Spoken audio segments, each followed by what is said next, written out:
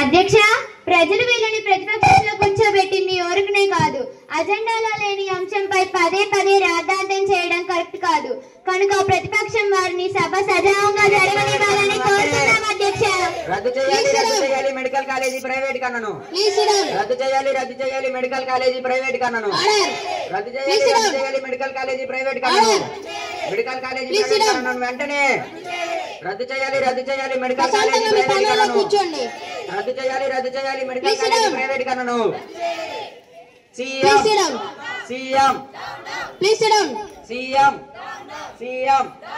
Medical college private కన్నను వెంటనే. మాది ప్రజాస్వామ్యబద్ధంగా ఎన్నికైన ప్రభుత్వం, ప్రజలు మాకు నిర్ణయాలు తీసుకునే స్వేచ్ఛనిచ్చారు. కనుక ప్రతిపక్షం వాళ్ళు ఏమైనా కోరుతున్నారో మెడికల్ కాలేజీ ప్రైవేటీకరణపై చర్చ జరుపుదాం. ధన్యవాద తీర్మానం ఆమోదించి అనంతరం చర్చిద్దాం అధ్యక్ష. కూర్చోండి.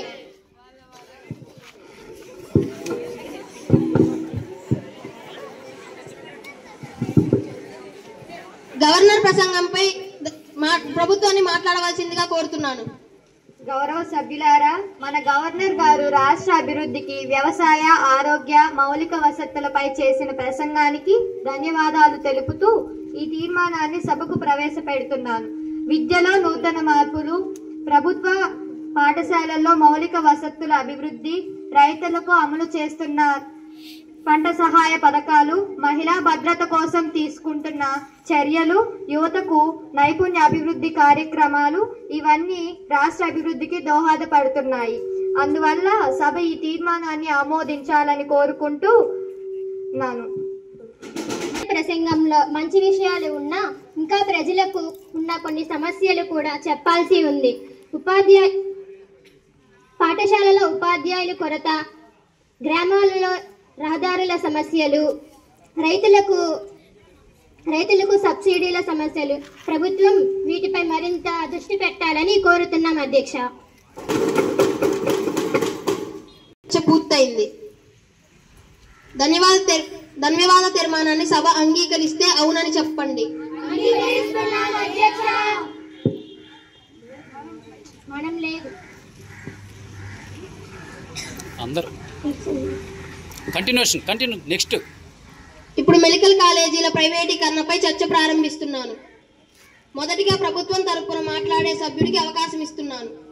అధ్యక్ష, రాష్ట్రంలోని మెడికల్ కాలేజీ ప్రైవేటీకరణలో మౌలిక వసతులు పెంచడానికి, ఉన్నతమైన వైద్య విద్య అందించడానికి ప్రభుత్వం ప్రైవేట్ భాగస్వామ్యాన్ని తీసుకురావాలని నిర్ణయించింది అధ్యక్ష.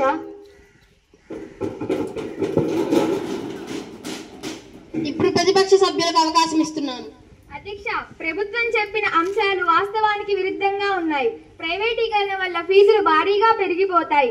పేద విద్యార్థులు మెడికల్ చదువుకు దూరం అవుతారు. అందువలన మేము ప్రైవేటీకరణను తీవ్రంగా వ్యతిరేకిస్తున్నాం. కాబట్టి ప్రైవేటీకరణను ప్రభుత్వం వెంటనే వెనక్కి తీసుకోవాలని డిమాండ్ చేస్తున్నాం అధ్యక్ష.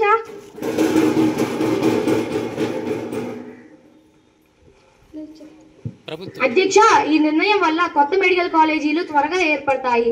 విద్యార్థులకు ఆధునిక పరికరాలు, క్వాలిటీ ఎడ్యుకేషన్ అందుతుంది. గ్రామీణ ప్రాంతాల్లో వైద్య సేవ మెరుగుపడుతుంది. ప్రభుత్వంపై ఆర్థిక భారం తగ్గుతుంది. అందువల్ల మెడికల్ కాలేజీ ప్రైవేటీకరణ నిర్ణయాన్ని మేము వెనక్కి తీసుకోవట్లేదు అధ్యక్ష.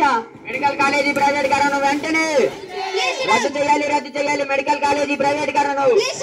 మెడికల్ కాలేజీ ప్రైవేటీకరణ వెంటనే రద్దు చేయాలి మెడికల్ కాలేజీ ప్రైవేటీకరణ. సీఎం